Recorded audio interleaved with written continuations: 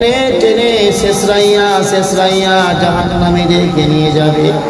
এদিকে আপনার আমার নবী মুহাম্মাদুর রাসূলুল্লাহ সাল্লাল্লাহু আলাইহি ওয়াসাল্লাম ফেরেশতাদেরকে ডেকে বলবে, এ ফেরেশতা কই যাও ডেকে বলবে এদের জাহান্নামের ফয়সালাগুলো হয়ে গেলে জাহান্নামের মধ্যে নিয়ে যেতে হবে। আল্লাহর ওয়াদা জাহান্নামের দিকে নিক্ষেপ করতে হবে। আপনার আমার হাবিব ডেকে বলবেন, কি হয়েছে? বলে আমলনামাটা, বদির আমলটা ভারী, নেকির আমলটা কম হয়েছে। মিজানের পাল্লা ওজন করা হয়েছে, নেকির পাল্লা কম, বদির পাল্লা ভারী হয়ে গেছে। এই জন্য জাহান্নামের দিকে টেনে নিয়ে যাওয়া।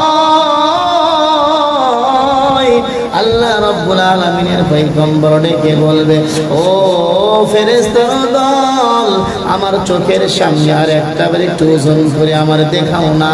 ফেরেশতারা বলবে, আপনি কে গো? আপনার সামনে আবার ওজন করতে হবে।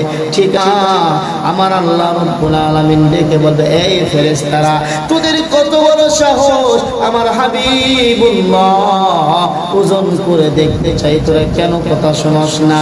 ফেরেশতারা যখন আবার মিজানের পাল্লায় নিয়ে যাওয়া হবে, পরে যখন কিতাবের মধ্যে আসছে আমার রাসূলের ডান হাত মোবারকখানা যখন ওই মিজানের পাল্লায় দেওয়া হবে, অথবা আপনার রাসূল আমার রাসূলের পকেটের মধ্যে থেকে এক টুকরা কাগজ লিখে দেওয়া হবে, সঙ্গে সঙ্গে মিজানের নেকির পাল্লাটার ওজন ভারী হয়ে যাবে।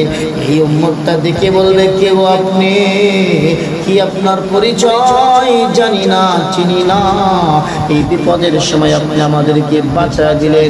দেখে বলবে, হতভাগা, চিনলি না, বুঝলি না, আমি তোর নবী মুহাম্মাদুর রাসূলুল্লাহ সাল্লাল্লাহু আলাইহি ওয়াসাল্লাম। তুই যখন রাতের আধারে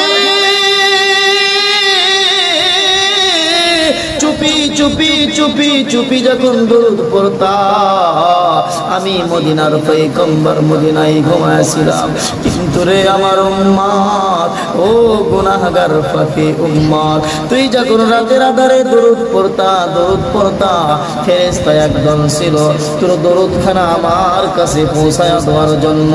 এই যে দরুদখানা নাম ধরে ধরে বলতো, অমুকের সন্তান অমুক আপনার প্রতি দরুদ পাঠ করেছে ইয়া রাসূলুল্লাহ। এই মুসিবতের সময় আমার দরুদ পড়নেওয়ালা উম্মতকে কেমনে